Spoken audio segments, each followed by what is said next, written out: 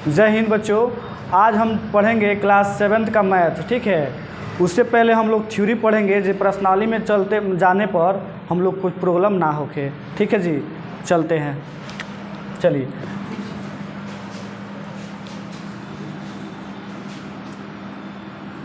Theory पहले पढ़ा रहे हैं क्लास 7th का मैथ्स।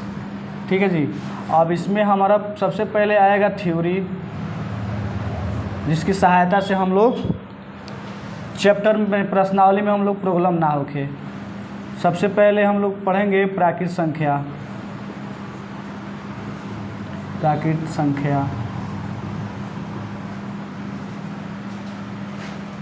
संख्या गिनती की संख्या को हम प्राकृत संख्या कहते हैं। कभी भी काउंटिंग जीरो से हम लोग नहीं कर सकते हैं। काउंटिंग करना हो तो 1 से करते हैं, उसे हम प्राकृत संख्या कहते हैं। यानी 1 से लेकर अनंत तक को हम लोग प्राकृत संख्या कहते हैं।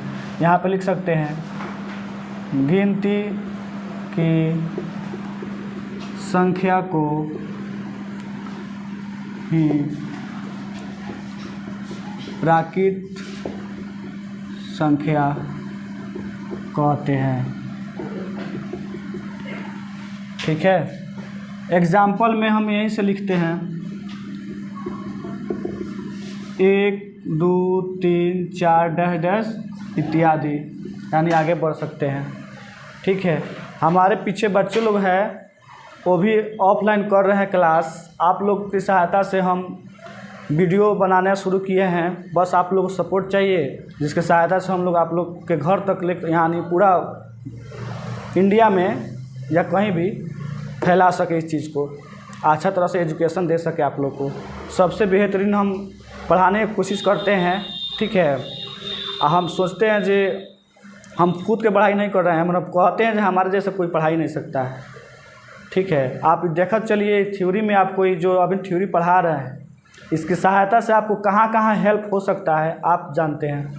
आप पकड़िएगा सर जी हाँ पढ़ाए हैं, कहाँ कहाँ हेल्प है। ठीक है, ये जो पढ़ रहे हैं आपको इस 7 से लेकर नहीं, ये 5 से पीछे है, आपको 5 से पीछे कर रहा है। 5 से मान लीजिए 5 6 7 8 9 10 11 12।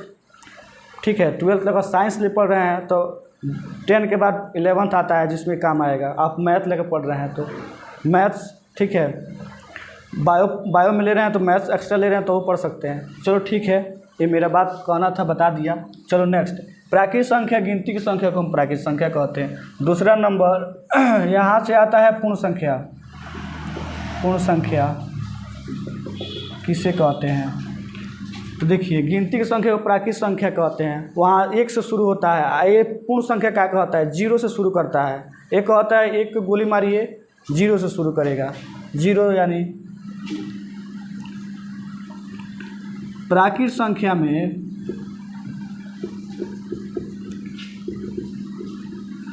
शून्य शामिल कर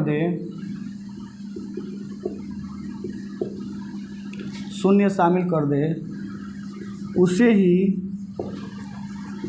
पूर्ण संख्या कहते हैं। वीडियो लॉन्ग होगा, उससे कोई दिक्कत नहीं है, वो हमको अपलोड करना है, कैसे करना है बस आप वीडियो देखा चलिए। प्रश्नावली में कोई प्रॉब्लम नहीं होगा। यहाँ 0 से शुरू करना है, 0 1 2 3 4 5 डैश डैश etc। ठीक है, अगला है प्राकृत संख्या। पूर्ण संख्या हो गया। अगला हम कहते हैं पूर्णांक संख्या। पूर्णांक संख्या, अब देखिए यहाँ पर हम यहाँ से 1 से शुरू कर गिनती की संख्या को बना दिया। पूर्ण संख्या 0 से पढ़ के अनंत तक बना दिया।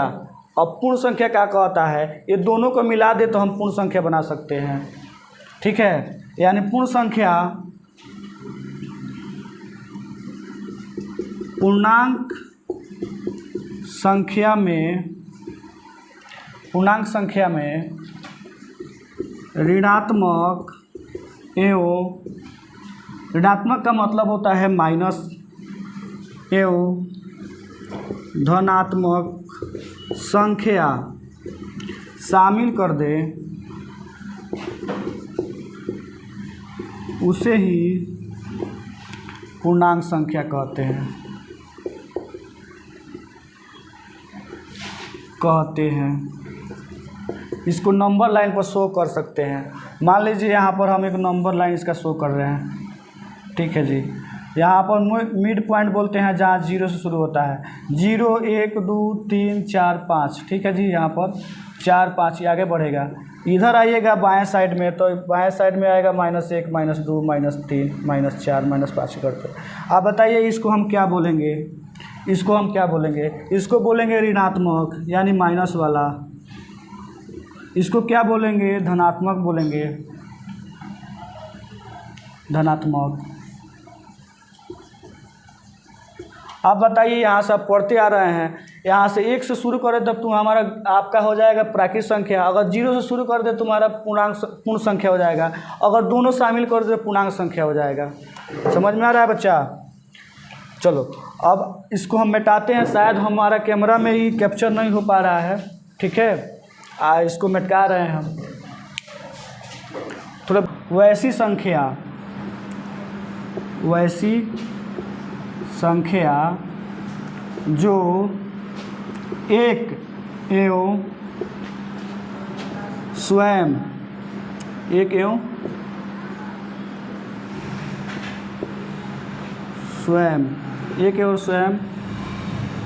उसी संख्या से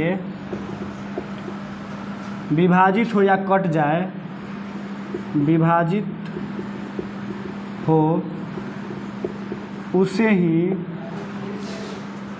अभाज्य संख्या कहते हैं।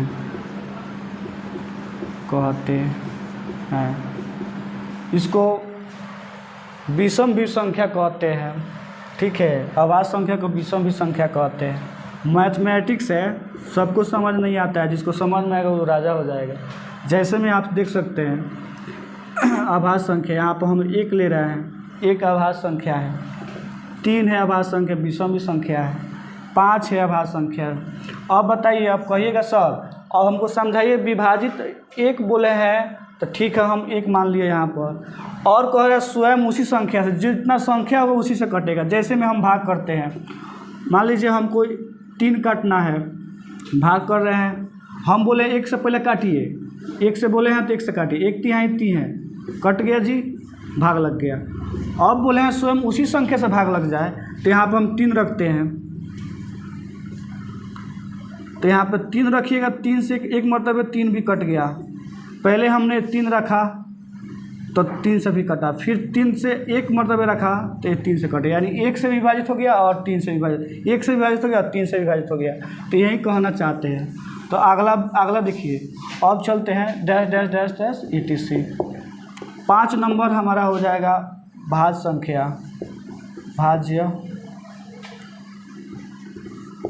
संख्या। वैसी संख्या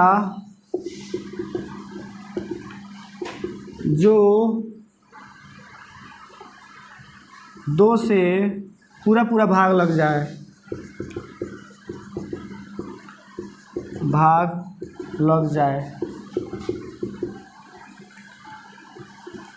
उसे ही भाज्य संख्या कहते हैं।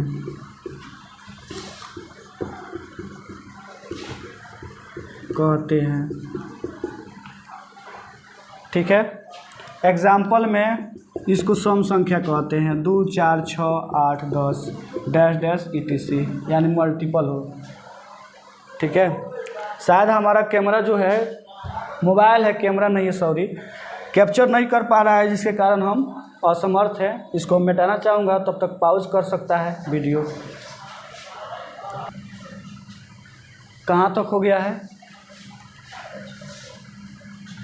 कौन नंबरिंग कितना है? 5 तक हुआ है। छठा मेरा परिमेय संख्या। परिमेय संख्या किसे कहते हैं? ये मोस्ट VBI है, ठीक है। इस चैप्टर का 9th में भी आएगा, 10th में भी आएगा, 11th में, 12th में भी आएगा। इसको भी हम लोग खूब अच्छा से बना सकते हैं और समझ सकते हैं। जैसे में वैसी संख्या, हम लोग बहुत पुराने इति है, हाँ, वैसी संख्या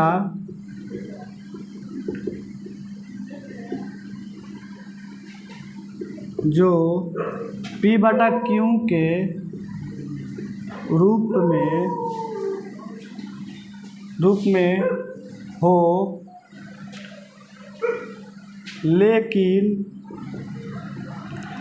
q इजकल टू नॉट हो जीरो, उसे ही हमारे गली में बहुत बड़े कुत्ते हैं, सब घूम रहा है, उसी का आवाज़ आ रहा होगा बैकग्राउंड में, उसे ही परिमेय संख्या कहते हैं।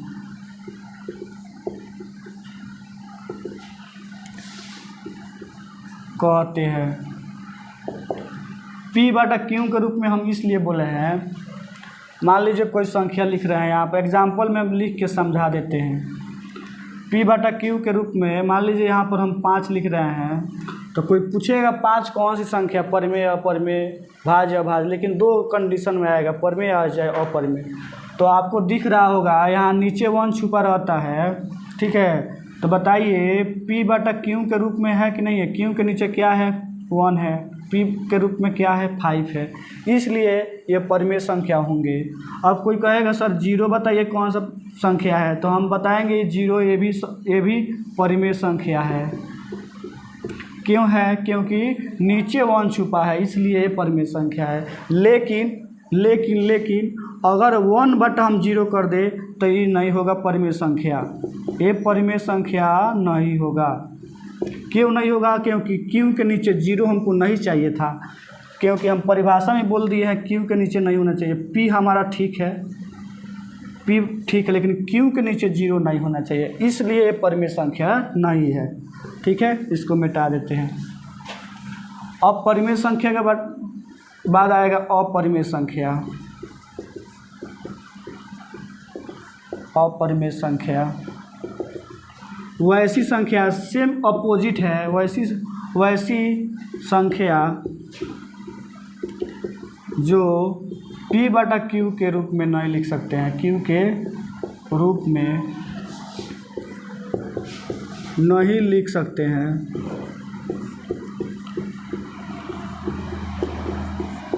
उसे ही अपरिमेय संख्या कहते हैं।